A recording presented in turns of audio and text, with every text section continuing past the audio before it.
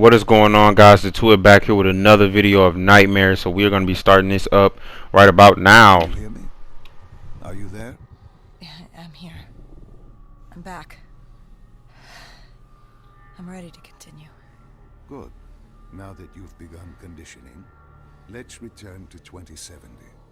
After Coalescence collapsed, you were trapped in Singapore. With quarantine zones unlocked all over the world, we couldn't raise WA command. If we were going to escape, we had to improvise. We turned to the 54 Immortals. They were dangerous and unpredictable, but they were no enemy of ours. Hendricks trusted them? What choice did we have? If we wanted out of Singapore, we had to go through the biodomes. We had to go through the Immortals.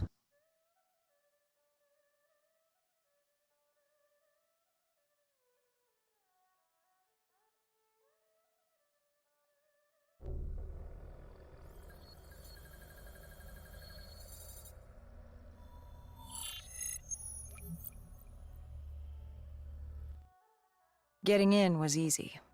Getting out would be another matter entirely. At the time, the biodomes were the safest place to be. With the outbreak of 2060, the Immortals seized the marina and dug in. The biodomes were impenetrable. Dead-proof. Hendricks had a contact, Danny Lee. He was slimy as they come, but he could get us transport. Not only that, Taylor had beaten us out of the biodomes. And Danny claimed to know where he was heading. They had this information. Danny was convinced Gojulan had info on her central server. They were doing us a solid, really. But that didn't come cheap. They wanted food, water, weapons, reinforcements from the Winslow Accord. We agreed to their terms, with no idea if we could honor it.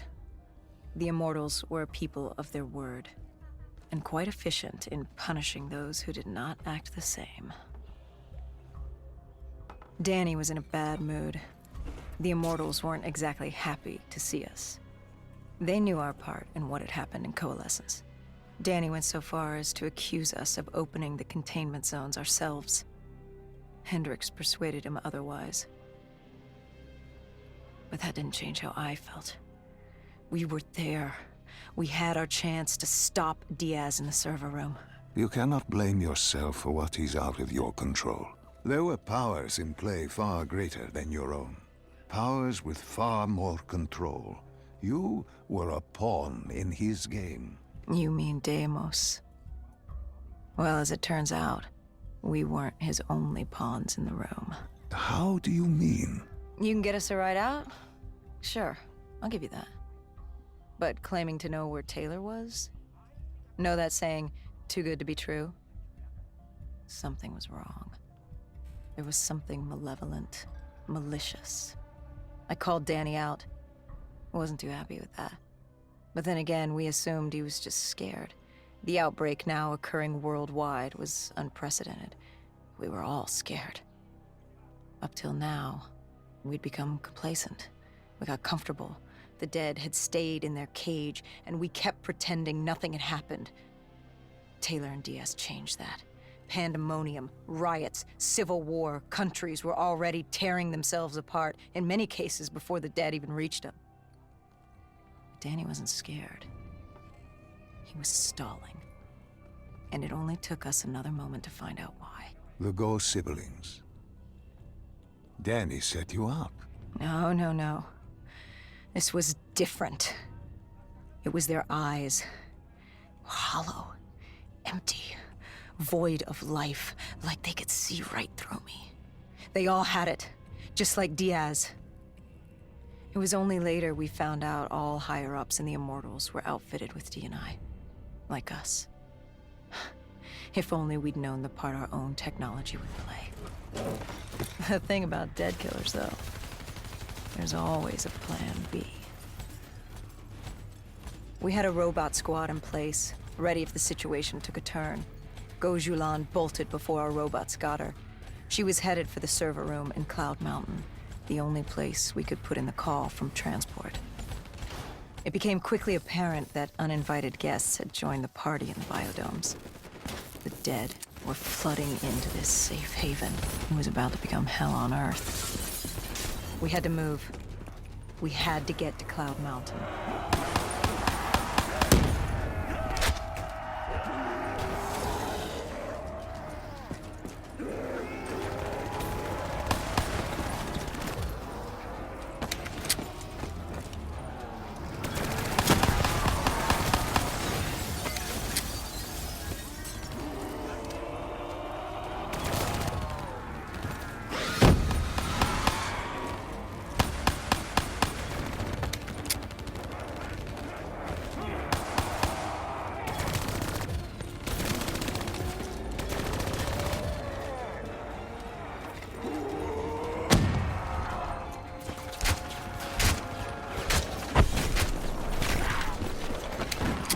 I don't know how the undead got in.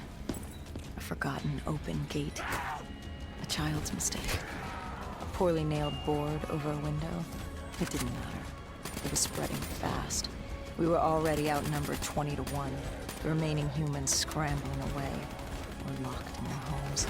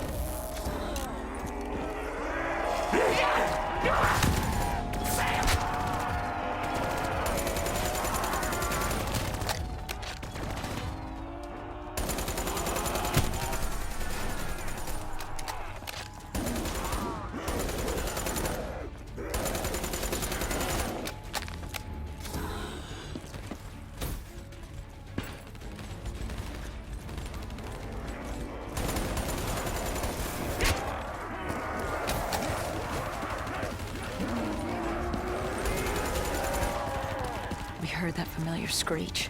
Parasites, mutated creatures born out of 6115 were flying towards us.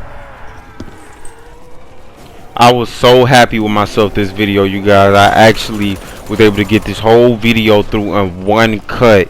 No going back or any of that editing stuff. So I was happy I was able to get this video done right. I actually had already played this level because when I went and I had recorded my second video with this other guy that I do YouTube, some of my videos with, he doesn't have a channel yet, but I heard he's starting one up. His name is Kicking with No Legs, so you guys go check him out on PlayStation Network too. Yeah, I actually had already ran through this story mode with him, but when my second video didn't record, I didn't want to upload my third one, so I had deleted all my videos and started from scratch. But yeah, I was actually proud of myself. I was able to get through this through one try. I mean, I died a couple times, as you guys can see in this video, or maybe not, I don't know. But yeah, I died a couple times, but other than that, I made it clean all the way through.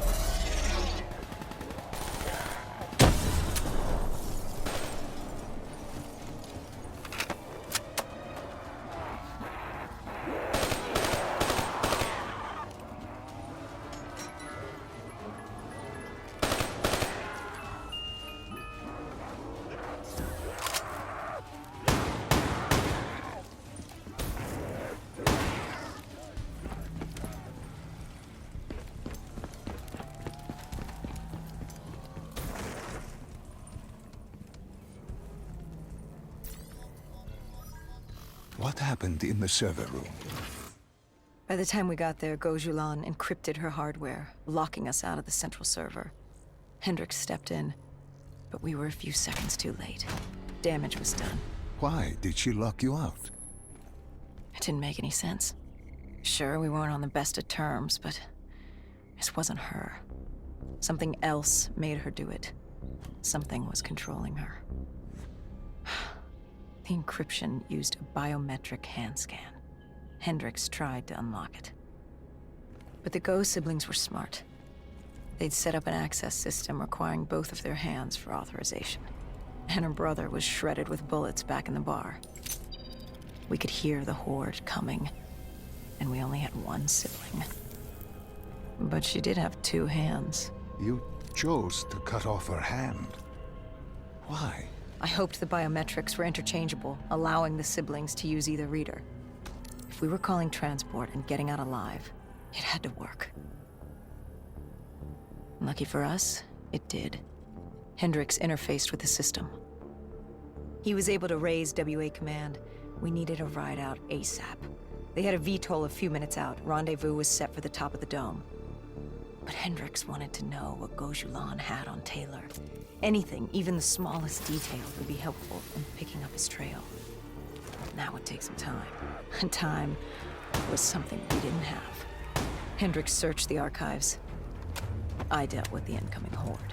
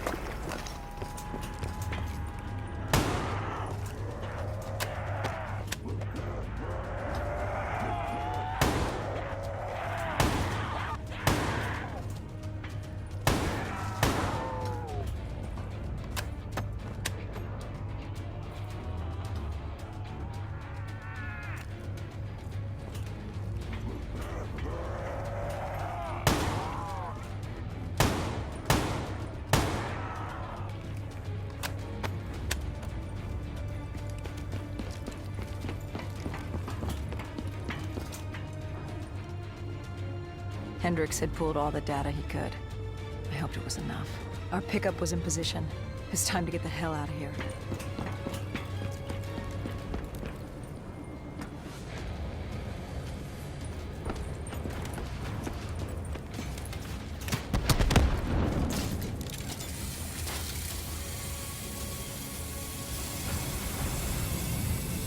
Our bird wasn't alone in the sky. Our VTOL had caught the attention of an old automated race. We needed to find another way.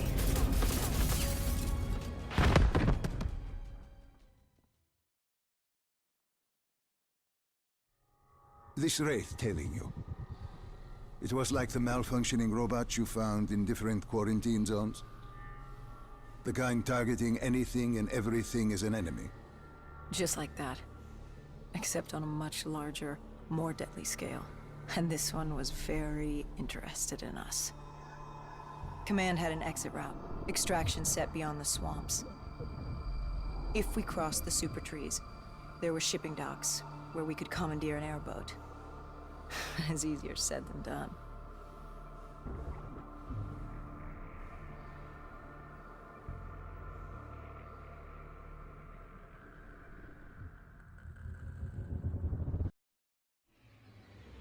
Between the flesh eaters and that wraith eyeing us, the super trees would be no walk in the park. We had to haul ass and stay out of sight. But they weren't our only concern. Winslow Accord picked up chatter ahead. Apparently, we weren't the only humans using the docks to escape.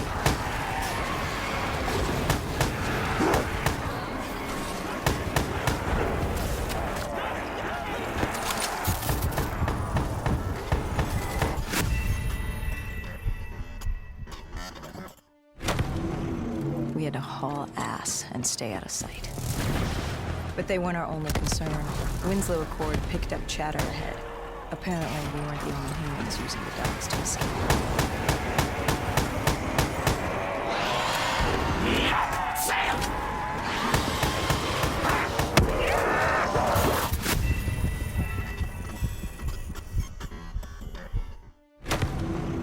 We had to haul ass and stay out of sight. But they weren't our only concern. Winslow Accord picked up chatter ahead. Apparently, we weren't the only humans using the docks to escape.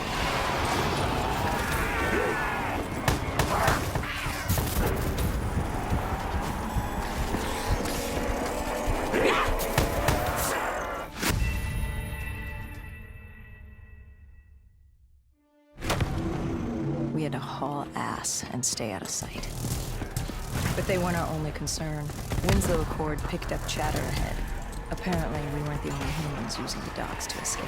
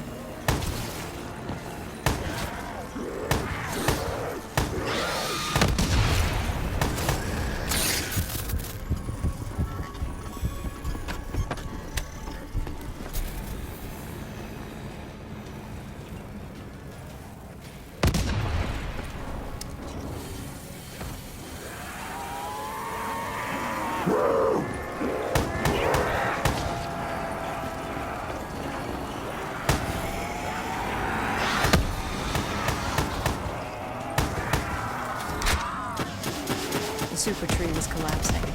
The only safe route to the docks was up. Chatter confirmed that 54 immortals were scrambling to get out of the biodomes through the swamps.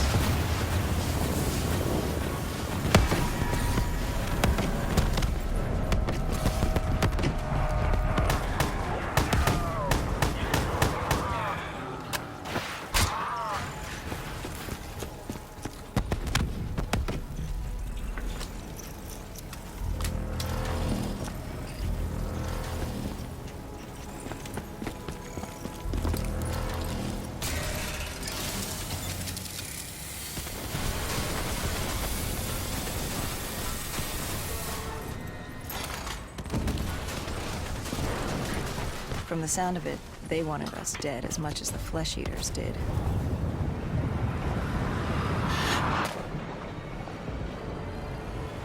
Looked like we were jumping from one bad situation into another.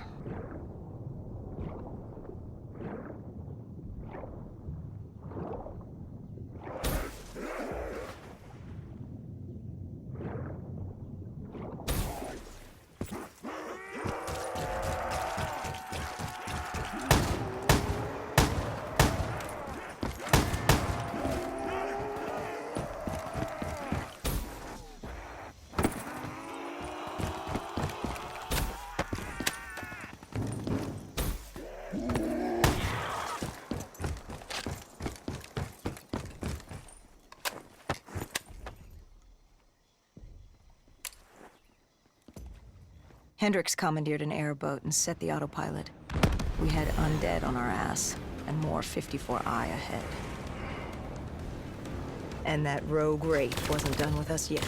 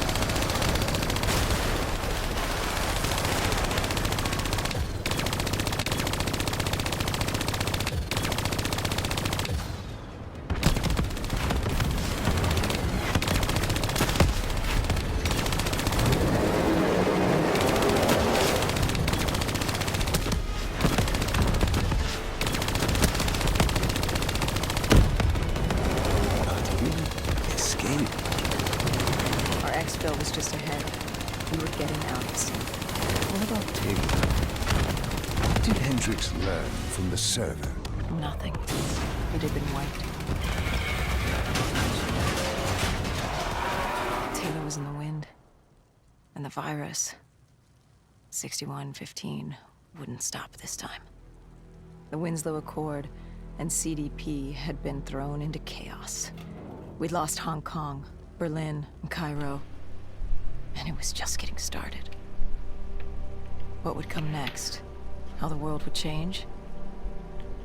Okay guys, this is the end of my video. I will see you guys next time in the next video. If you haven't seen the last video, go check that out.